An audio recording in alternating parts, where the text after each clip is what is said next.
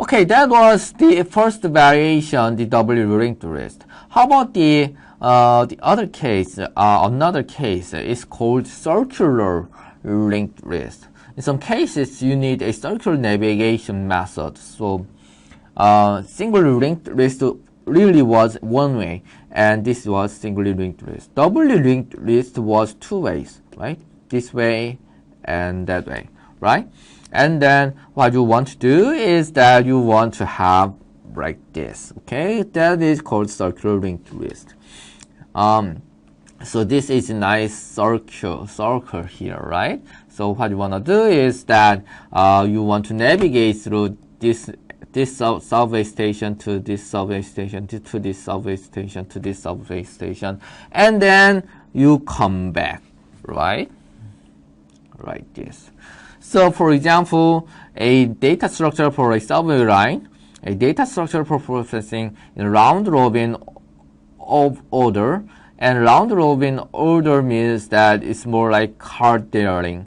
And actually we are going to do interesting card dealing in the 3 week, that is going to be like the week 7 or 8 or something like that, and then we will talk more about the card dealing and round robin.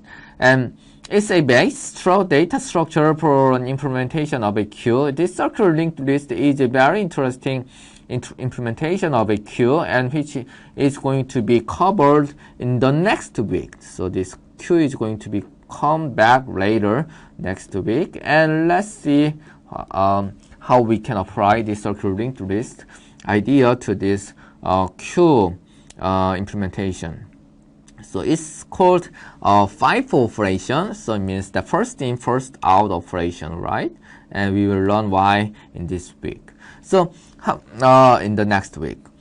And then this is how it is structured. Of course, even now you just see this diagram. I'm imagining that you can implement this queue, right? It doesn't have tail, right? Tail is gone, and instead having tail, this has previous. Is pointing at the last element, right? So it's very interesting. In the previously, this has prev and tails next was not used, right?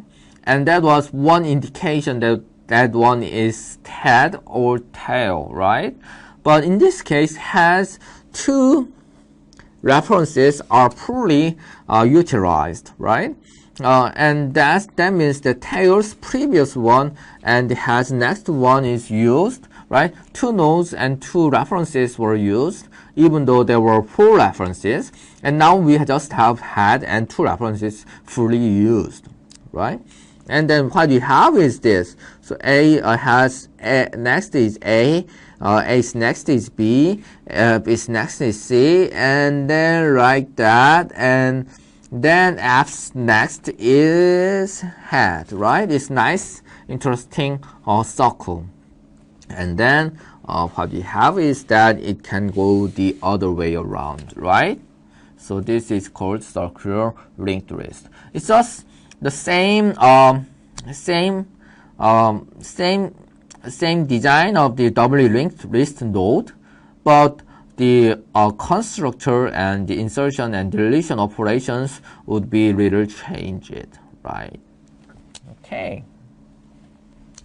So this is the summary of what we learned in this route this week. So we have this array list, and we have this singly linked list, and we have doubly linked list, and we have this circular linked list. Okay. It's so hectic, so I'm going to erase a little. Okay, and then I will go to come back here. And array list to access to the ith index access, we just need one operation, because that we know exactly where is the ith node is, right? And singly linked list, we have to go through from head to 1 to 2 2, 3. Okay, hit it. So we need ICE operation. That happens the same in the double linked list and circular linked list. Means that linked list series is a little bit slow. It's a little bit slow in access, right? And this is a little bit fast in access. So if you have a lot of business to access this values, then this array list or this arrays would be best, right? But how about search? In search operations, and operations, and operations, and operations, and operations, same thing, right? So search is equal search. In terms of search, the both performance equal, right? Because that if you don't find it in the maximum and maximum, you have to do the n time search, right? So we need n operations. Insertion phase in array list, even though we are inserting just one element, we needed to do the n operations. So it was very slow in insert. Same thing in deletion, in delete. But how about this? There were all C operations, right? Means that constant time operations means it's better than n operations because it really did not depend on the length of the list size, right?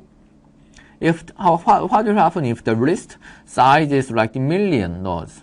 In that case, it will take pretty much time, but constant time operations doesn't increase, right? In that case, much fast in insert and delete, right? Okay, so that's good. And how about rewinding? Rewinding means going back the both way, going both ways. And array list is index-based access, so it's all the time is okay. Single linked list, we don't have the node priv, right? Then it's not going to be alright. Doubly linked list, okay. Circular linked list, okay. Circular navigations, array list, always fine. The navigation or index-based access, array list excels in those operations, right? So that's okay. So this is very nice part, right? But the circular linked list supports that, but the others doesn't support it, right? So basically, we counted, we looked at the functionality, and we look at the efficiency, right?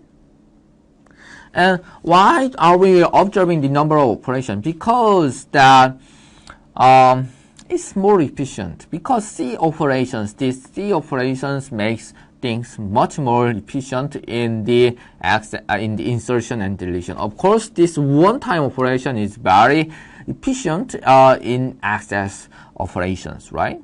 So, do you remember the criteria of a good software design? So, good software design, one of the good software design was the efficiency, right? And the other one was the usability, right? So, good support for the design purpose, right? Easy to use for other purposes and other contexts. This was supported by the doubly linked list or circular linked list. It's way better than singly linked list, right? And in terms of the efficiency, in some aspects, array-based access was good, and in some other aspects, the singly linked list series variants were better, right? So we really can't call it that, okay, array-based access is really bad. Arrays are really inefficient. We really can't say that. For some purposes, arrays are great. For the other purposes, like a lot of insertion and deletions, in the case, arrays are not great, right? So we have to know the purpose of the operations, and then we can gauge the efficiency of the software, right? Okay, so I think that's all I have. Of course, you can go for the further reading. Actually, I recommend that to read at least 13 pages. Why don't you just go and read it, right?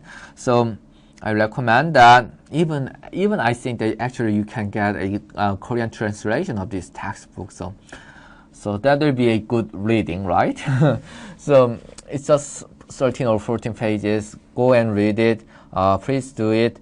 And then, of course, you just type all these instructions, and that's how you run the programming, okay? So that's all I have for now. And thanks for listening.